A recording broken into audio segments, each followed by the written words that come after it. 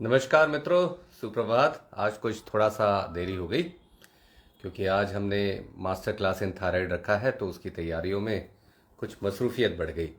पर फिर भी सोचा क्यों नहीं आज का भी सिलसिला जारी रखा जाए, और ये सिलसिला टूटना नहीं चाहिए, तारतम्य बना रहना चाहिए। क्योंकि श्रोताओं ने उत्साह बढ़ाया तो उनका सम्मान होना चाहिए। हमारे मुस्लिम भाई बंधु आने वाले एक महीने का पावन पर्व मनाने की तैयारी कर रहे हैं। उपवास की तैयारी चल रही है। कहीं ना कहीं आने वाले एक महीने में ईद मनाने की भी ललक है। इस दौरान मधुमेह के मरीजों को भी लगता है कि हम अपनी इबादत पूरी करें, ढंग से रोज़े रखें और कोई समस्या भी ना आए। ये बात स्वाभाविक है, और यहाँ पे हमारा रोल आता है कि हम आपके रोज़े निष्कंटक बनाएं, बिना किसी परेशानी के रोज़े हो जाएं। न शक्कर कम हो, न शक्कर ज़्यादा हो, न शरीर को कोई परेशानी हो, न कोई ऐसी स्थिति बने कि जो जानलेवा हो और आप परेशान हो जाएं। तो मैंने सोचा कि रमज़ान रोज़ों से पहले बिल्कुल सही समय है कि आज हमें इस बारे में बात करनी चाहिए। तो हमारे बहुत सारे हजारों मधुमेह के मरीज हैं जो कि इंसुलिन पे भी हैं, गोलियों पे भी हैं, और वो रोज़ा रखना चाहते हैं। तो सबसे पहली बात है कि आप रोज़े ज़रूर रखिए। आप अपने अच्छे हार्मोन के डॉक्टर यानी एंडोक्रोनोलॉजिस्ट से सलाह लीजिए, और वो आपको सही दिशा में सलाह देंगे, तो आपको रोज़ों के दौरान कोई तकलीफ नहीं होगी। पैमाने मैं हमेशा बताता हूँ ना, खाली पेट शुगर रखिए 100 के करीब, ये नहीं बदलेंगे पैमाने। भरे पेट शुगर 180 के अंदर, और 3 महीने का एवरेज शुगर लगभग 7%। ये पैमाने इस दौरान भी वही रहेंगे, और आपको इनको बना के रखना होगा। अब बात आती है कि डॉक्टर साहब, रोज़े में इस बार गर्मी के रोज़े हैं, बहुत चिलचिलाती गर्मी तो अभी से पड़ने लगी है, और ऐसा लग रहा है जैसे मई का महीना आ गया, इसमें हमें बहुत तकलीफ होगी। तो इसमें आपके मार्गदर्शन की ज़रूरत है। रोज़े रखें कि नहीं रखें, इबादत तो करनी है, धर्म भी निभाना है, और मुझे अपने चिकित्सक होने का भी धर्म निभाना है। तो दोनों ही बातों में हम एक बीच का रास्ता निकालेंगे, और सही तरीके से इलाज करके आपके रोज़े निष्कंटक बना देंगे। तो वो तरीका क्या है? सबसे पहले, रोज़ों से पहले आप ज़रूर अपने डॉक्टर से आकर मिलिए। आप अपना ट्रीटमेंट डिसाइड करवाइए। आपका ट्रीटमेंट नए तरीके से आपको सलाह दी जाएगी, और उस अनुरूप ही आपको रोज़े रखने होंगे। सबसे पहली बात है कि रोज़े किसको नहीं रखने चाहिए, क्योंकि थोड़ा सा कंट्रोवर्शियल स्टेटमेंट होता है, पर इसमें धार्मिक, मौलवियों और सभी चीज़ों का एका है। तो वही बातें मैं आपको बताऊंगा। जिन मरीजों को गर्भावस्था है, तो गर्भावस्था एक ऐसी अवस्था है जहां प्राकृतिक रूप से भी शरीर में कीटोन्स बनने लगते हैं। और मित्रों, जब भी हमारे डायबिटीज के मरीज में कीटोन्स आते हैं ना, तो हम लोग बहुत आशंकित हो जाते हैं। तो ऐसी अवस्था में, गर्भावस्था में, हमें ध्यान रखना है कि ये जो 16 घंटे का उपवास, बिना जल के उपवास जो है, ये एक तकलीफ दे सकता है। और शुगर भी आपकी अपने रास्ते से बिखर सकती है, भटक सकती है, और कीटो एसिडोसिस जैसी स्थिति बन सकती है। इसलिए जो महिलाएं गर्भावस्था के दौरान हैं, वो केवल इबादत करें, ऐसे मेरा उनसे निवेदन है। दूसरी बात आती है कि जिनको टाइप 1 डायबिटीज है।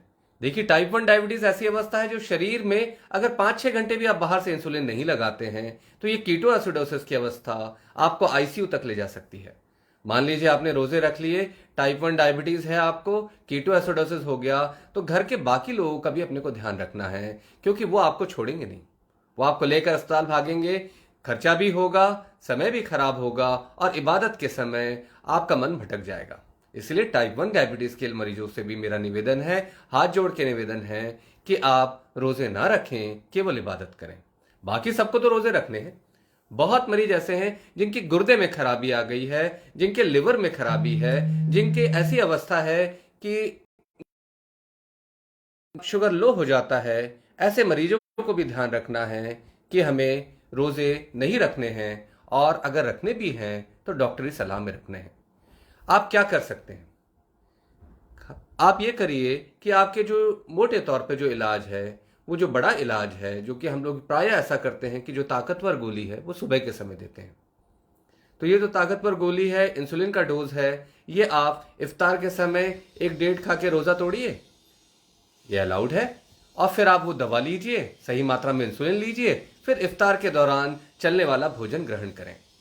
इफ्तार के दौरान कई बार क्या होता है, इसको रोजा इफ्तार पार्टी भी कहते हैं लोग। ठीक है, ये उत्सव का दौरान है कि आपने 16 घंटे का उपवास रखा, तो आपका हक बनता है कि आप आनंद का भी कुछ पल निकालें।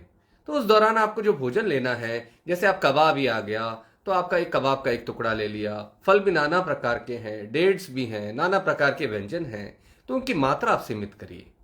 कोशिश करिए जो दवा है वो शाम के समय ही लीजिए। सहरी के समय बहुत ही कम पावर की दवा प्रायः आपके डॉक्टर देंगे, या तो मेरे बहुत से मरीज हैं जो बिल्कुल नियंत्रित अवस्था में होते हैं, तो मैं उनको कहता हूं कि सहरी के समय तो केवल इबादत करिए, दवा की आवश्यकता नहीं है।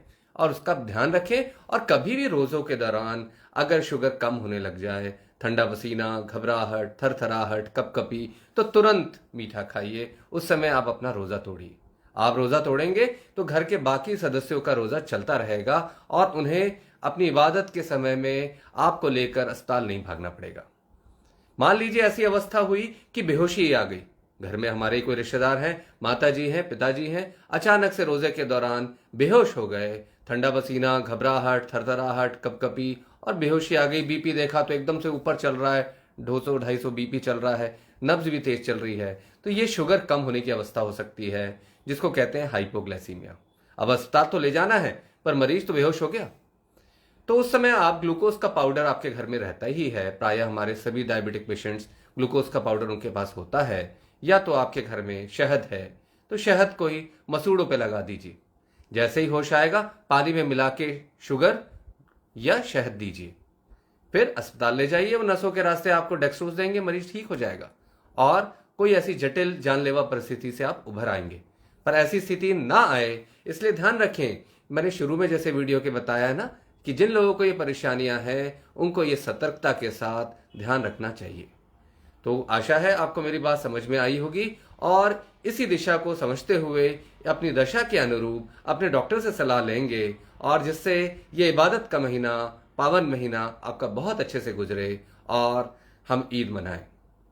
तो इसी आशा में धन्यवाद।